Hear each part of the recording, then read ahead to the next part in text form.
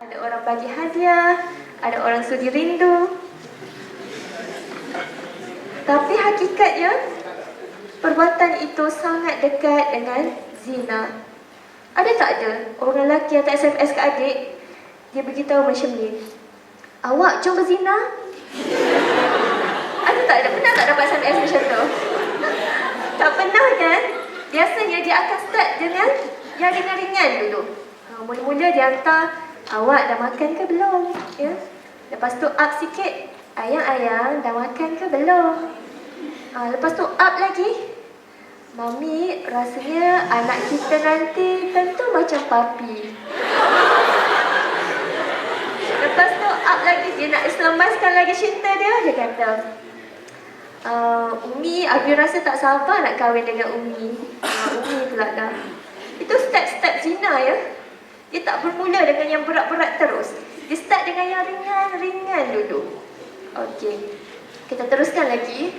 3 jenis cinta menurut Ibnul Qayyim Al-Jauziyah. Tadi 3 kategori ya. 3 kategori, sekarang 3 jenis. Okey, aku nak balik semula kepada 3 kategori tadi. Al-Imam Ibnul Qayyim Al-Jauziyah ya, mengumpulkan 60 istilah yang berkait dengan cinta itu. Agak kongsi sikit dengan adik ya, apa antara istilah-istilah yang dikumpulkan oleh para ulama ni. Okey, yang pertama sekali ialah, ada orang bila dia sebut cinta, yang dia faham ialah cinta itu adalah al-alaqah. Al-alaqah ni asal daripada perkataan al-aliqu, iaitu maksudnya dia nak ada hubungan selalu, dia nak ada tautan selalu. Contohnya, kalau remaja hari ni, anak muda hari ni, setiap hari kalau tak hantar SMS tak sah. Mesti nak kena hantar SMS ya? Kalau lambat sikit je, Daddy apa pasal ni lambat balas SMS mami? Lama mami tunggu tau, 5 minit mami tunggu, macam ni mak apa rasanya. Lepas tu si Daddy ni tu pun ikut ya, cakaplah, alah Daddy tengok bola tadi, sikit lagi nak gol. Lepas tu dapat balik balas ya, mana lebih penting, mami ke bola? Macam tu lah hari-hari duk gaduh merajuk ya.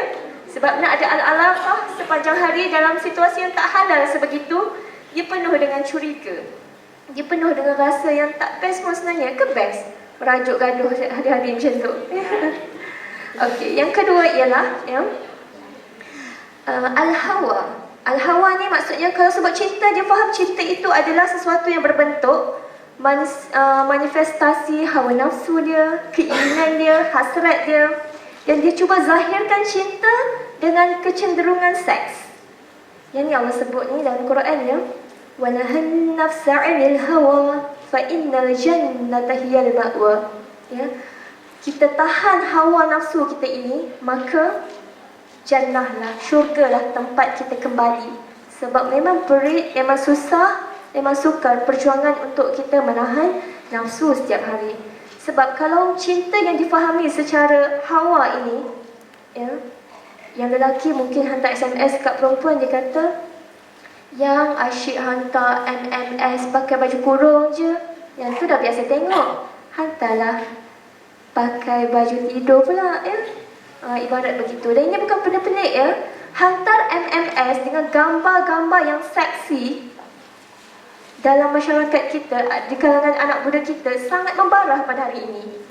Kakak sulung akak ya, seorang guru dekat sekolah yang pelajarnya elit-elit juga, dia pernah cek dia punya SMS, dia hantar gambar bukan saja seksi, tapi gambar bogel dekat pasangan dia. Budak, adik-adik kita remaja. Dan inilah orang-orang baik-baik yang nak sebarkan nanti kepada masyarakat kita. Bagaimana cinta yang kalau kita salurkan secara al-hawa begini, dia akan bagi kemusnahan besar dalam hidup kita. Bukan hidup kita je, mak ayah kita malu, masyarakat kita pun nanti akan jadi rosak. Okey, seterusnya yang ketiga, bila sebut cinta, ada orang faham cinta itu ialah as-sabwah. As-sabwah ini maksudnya rindu yang cenderung kepada kebodohan ya. Dalam kitab As-Sahah dia sebut rajulun sabbun, iaitu lelaki yang mempunyai rindu dendam. Yang ni banyak berlaku ya. Bila adik tak jumpa dia, adik dapat tenung, dia punya atap college lama-lama pun dah cukup dah. Sebab rindu sangat. Pernah berlaku ya dek, kawan akak ya, yang akak kenal masa kat UIA dulu. Dia dah pun di tahun 4 pengajian, tapi sebab dia rindu sangat dekat tunang dia yang belajar dekat luar negara, dia sanggup skipkan pelajaran dia tu, dia tak mampu nak habis, dia nak ikut, dia nak terus kahwin dekat luar negara tu. Habislah tergadai, dia tak ada degree, tak ada apa sekarang ni. Sebab apa? Sebab rindu dendam tadi, terlalu diikut-ikutkan sangat, tak ada nak tahan, tak cuba untuk mujahadah. Jadi masa depan dia mungkin risiko sikit lah ya, bila berlaku begitu. Okey, seterusnya yang keempat, ada orang faham cinta itu ialah at-tatayyum. Tatayum ni maksudnya perhambaan. Bila sebut cinta, dia sanggup hambakan apa saja. Ini pun pernah berlaku, akak jumpa satu kes remaja ni. Dia datang pada akak dengan air mata berjuraian, mata bengkak, dia nangis-nangis. Dia kata dia baru putus cinta. Akak dulu kan, sebelum saya putus cinta, lelaki ni, saya sanggup buat apa saja untuk dia. Assignment dia, saya tolong buatkan. Ya. Kasut dia, saya tolong basuhkan. Sampai tahap, kalau jalan dengan dia, di dating ni, dia ambil kulit gula-gula tu, dia letak dalam beg saya. Dia kata, you are my dustbin. Saya tak kisah kak, yang penting saya dapat jalan tepi dia. Tapi apa balasan dia? Bila jumpa perempuan lain yang lebih cantik daripada orang ni, dia tinggalkan. Ya Allah ya. Dan seterusnya yang berapa dah? Kelima, ialah al-ishqu, iaitu asyik yang meluap-luap. Dan biasanya orang yang rasa asyik yang meluap-luap ini, dia faham cinta itu ialah dengan cara banyak berkhayal, angau, duk baca novel-novel pecisan, duk tenung cerita-cerita Hindustan lama-lama ya. Lepas tu dia rasa asyik yang meluap-luap. Dia rasa nak buat macam tu juga ya. Ini pun banyak berlaku. Okey, dan yang keenam ialah al-junun. Al-junun ni cinta yang difahami secara gila. Pernah berlaku satu kes, dua orang nak nikah.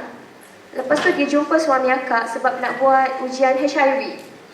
Lepas tu suami akak cek dua orang ni ya. Yang lelaki didapati seorang yang negatif HIV. Dan suami akak kata lelaki ni nampak macam smart lah.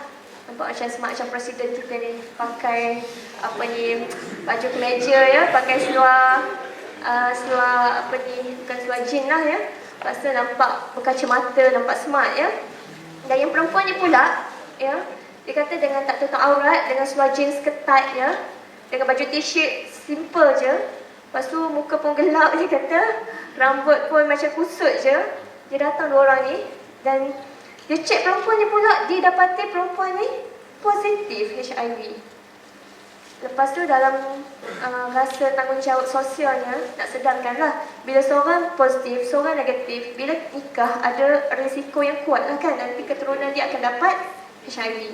Dan kerajaan kita pun biasanya tak benarkanlah pasangan begini menikah. Kalau orang ada HIV, dia nak nikah, dia patutnya nikah dengan orang yang ada HIV juga ya, untuk jaga maslahat yang lebih besar. Suami akak pun cuba tazkirah sikit kepada orang ni ya. Dia katanya ada HIV ni boleh risiko besar nanti pada keturunan. Nak nikah juga ke? Si lelaki ni kata nak. Lepas tu tak apalah, suami akak pun cuba brainwash lagi. Dia kata, sebenarnya macam mana awak ni ada HIV tanya kat perempuan tu. Perempuan tu kata, sebenarnya doktor, saya pernah lah terbuat, tapi 2-3 kali je dengan orang lain lah ya. Lepas tu dengar macam tu kan, suami akak pun dia rasa, hati lelaki dia rasa lelaki ni mesti tak nak lah kat perempuan ni, sebab tahu perempuan ni bukan perempuan baik, perempuan yang biasa berzina. Dia pun cakap kat lelaki ni, awak nak juga ke kahwin dengan dia? Nak. Dia tetap nak nikah dengan perempuan ni walaupun tahu dia berzina. Dan suami akak pun dia dengar yang kata ya, perempuan ni cakap dekat lelaki tu. Perempuan ni kata, bodoh je kan doktor, dia nak juga dekat saya. Lepas tu bila dengar akhlak perempuan tu sebegitu, kutuk orang lelaki tu di depan seorang doktor. Biasanya orang lelaki lain ni rasa maruah dia tercabar lah kan. Kalau adik nak lagi? Tak nak dah kan? Tapi suami akak tanya sekali lagi, betul-betul ke ni? Awak nak lagi? Nak, dia angguk. Lelaki tu. Innalillah. Dia mana tahap cundun ya? Nampak cinta saja, nampak perempuan tu saja. Jadi dek, sebelum cinta menjadi sebegini dahsyat, boleh jadi perhambaan, boleh jadi ishq, boleh jadi alaqah, boleh jadi junun, ya. Dia ada step-step dia dulu. Dia tak akan sampai terus ke tahap begini tanpa step. Setiap benda akan ada step dia, ya, proses-proses dia. Jadi jangan terkejut kalau kita berani hampiri zina, kita berani hampiri perkara-perkara seumpama ini, jangan terkejut nanti cinta kita berubah jadi step-step ini. Dan banyak lagi step dia. Ada 60, bayangkan 60. Ni akak cerita ni baru 6-7 je ni. Ya Allah, dahsyat ya. Soal hati, soal cinta ni memang sangat besar dalam hidup kita semua. Okey, seterusnya 3 jenis cinta menurut Ibn Qayyim Al-Jawziyah. Yang pertama sekali adalah cinta agung, cinta utama, cinta suci ialah cinta kepada Allah Subhanahu Wa Taala. Tak ada lain. Ini cinta paling utama, sumber dia. Yang lain itu semua adalah cabang-cabang. Dan yang kita panggil adalah cinta kerana Allah adalah cabang cinta kepada Allah. Dan seterusnya adalah cinta bersama Allah. Yang ni Allah ngadu dalam Al-Quran. A'udzubillahi minasyaitanirrajim. Wa minan nasi man yattakhidhu min dunillahi andada yuhibbunahum ka hubbillah. Ada di kalangan manusia ini. Dia sebut manusia ni maksudnya ada di kalangan pelajar IMU ini. Ada di kalangan kita semua di sini, ya. Ada di kalangan masyarakat kita ini. Dia mengambil tandingan-tandingan lain selain daripada Allah Subhanahu Wa Taala. Dia mencintai tandingan itu sama macam dia cinta dekat Allah. Dan ulama tafsir bila dia tafsirkan ayat ini ya, dia kata sama kat sini boleh jatuh syirik, syirkul mahabbah, syirik cinta. Adik-adik yang kau muliakan, ini yang para ulama ajarkan kepada kita tentang cinta yang sebenarnya, yang kita nak faham, kita nak hadam. Dan adik-adik kat sini orang-orang bijak pandai, orang kreatif. Macam mana kita nak fahamkan masyarakat kita pun secara kreatif. Akak boleh sampaikan secara teori begini, tapi adik bila masuk dalam minda adik yang kreatif semua kat sini, adik nanti nak berdakwah pada masyarakat boleh salurkan dalam bentuk yang jauh lebih kreatif. Adik boleh buat video, boleh buat YouTube ya, boleh buat kartun, animasi, boleh buat cerpen ke, novel ke, hatta adik boleh buat filem. Nak dedahkan bagaimana biar masyarakat kita ni tahu penangan cinta, step dia ya. Tahu cinta paling utama itu adalah cinta kepada Allah. Dan ada masa kita boleh letakkan sampai tahap syirikkan cinta pada Allah dengan tandingan-tandingan selain daripada Allah Subhanahu Wa Taala. Okey, seterusnya kaedah-kaedah cinta menurut Ibn Qayyim Al-Jawziyah. Semua orang bising je bila dengar bila tengok gambar ni. Sebab apa kenal ke? Tak kenal? Tak kenal ni? Adik-adik akan muliakan. Sebelum ni siapa yang ajarkan kepada kita tentang cinta? Adakah Lee Min Ho? Ataupun Go Chung Pyo? Ataupun Kareena Kapoor? Ataupun Hrithik Roshan?